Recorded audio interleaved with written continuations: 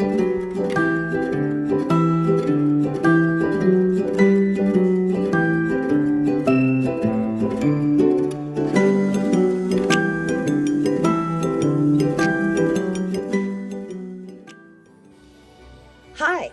welcome to our Listo para Leer series. My name is Dusty Stemer, and I'm a trustee of the National Museum of Mexican Art.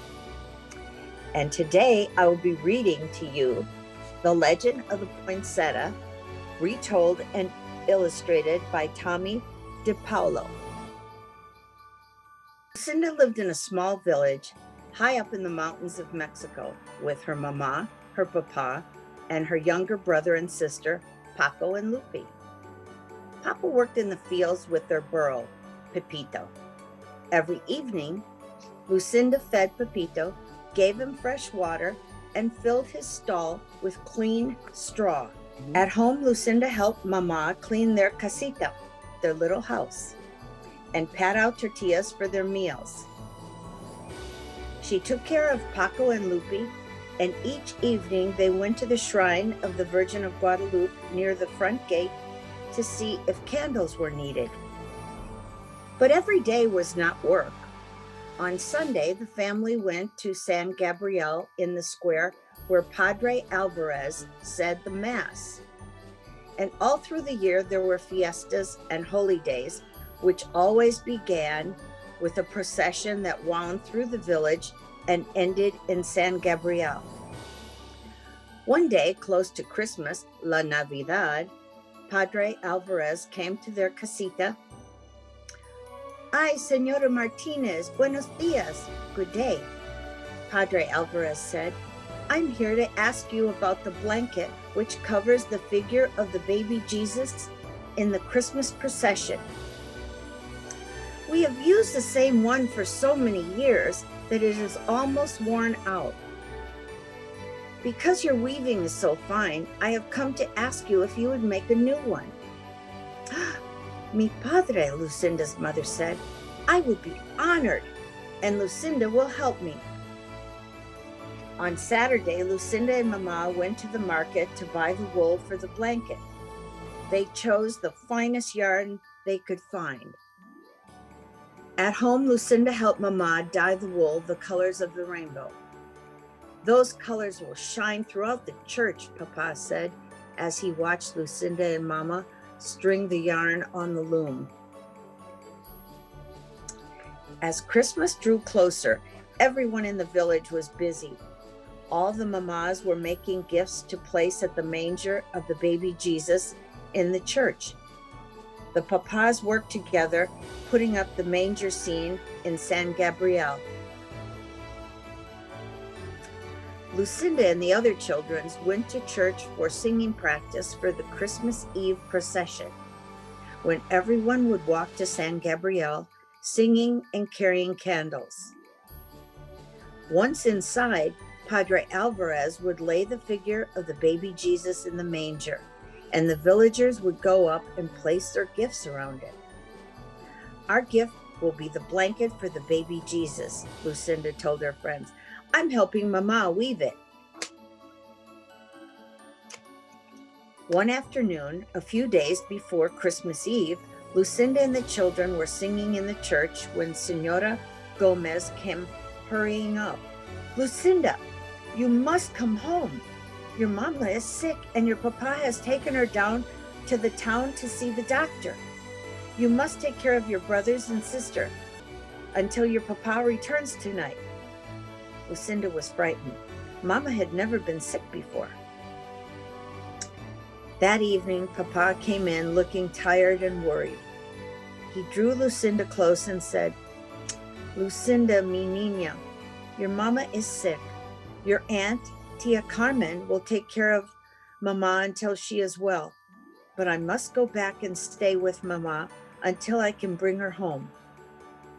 But it won't be till after Christmas. Señora Gomez will take care of you and Paco and Lupe while I'm gone. She will come for you tomorrow. The next afternoon, Lucinda overheard two women talking. Lucinda's mama is ill. She won't be able to finish the blanket for the procession. Isn't that a shame? See, the other woman said, we are all so disappointed. Padre Alvarez will have to use the old worn-out one. When Lucinda went home to feed Pepito and get clothes for Paco, Lupe, and herself, she looked at the unfinished blanket on the loom. Perhaps I can finish it, she thought. But when she sat down and tried to weave, the yarn got tangled. The more she tried to untangle it, the worse it got. It was no use. She could never finish it by herself. She took the unfinished blanket to Senora Gomez. Oh, Lucinda, it's so tangled. There is no time for me to fix it, Senora Gomez told her. Tomorrow is Christmas Eve. Lucinda started to cry. It was her fault the blanket was ruined. Her family wouldn't have a gift to place at the manger of the baby Jesus. Don't worry, Lucinda, we will all go to the procession together. Lucinda didn't say anything, but in her heart, she felt that she had ruined Christmas. Come, Paco, come, Lupe, it's time to go to the procession, Senora Gomez called on Christmas Eve. Where is Lucinda? She was nowhere to be found. Lucinda was hiding. From the shadows, Lucinda watched everyone gather for the procession. The candles were lit, the singing began, and the villagers walked to San Gabriel, carrying gifts to place at the manger. Lucinda walked alone in the darkness and watched the procession go into the church, followed by Padre Alvarez carrying the baby Jesus. Little girl, are you Lucinda? An old woman stood in the shadows nearby. See, Lucinda answered, wondering who she was. I have a message for you. Your mama is going to be fine, and your papa will bring her home soon, so you don't have to worry. Go now into the church and celebrate Christmas with the others. Paco and Lupe are waiting for you. I can't, Lucinda told her. I don't have a gift for the baby Jesus.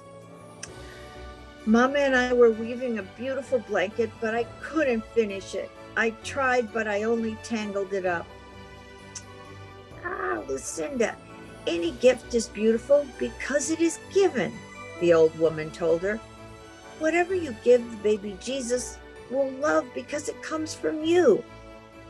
But what can I give now, Lucinda said, looking around. A patch of tall green weeds grew in the tangle nearby. Lucinda rushed over and picked an armful. Do you think these would be all right? Lucinda turned to ask the old woman, but she was gone.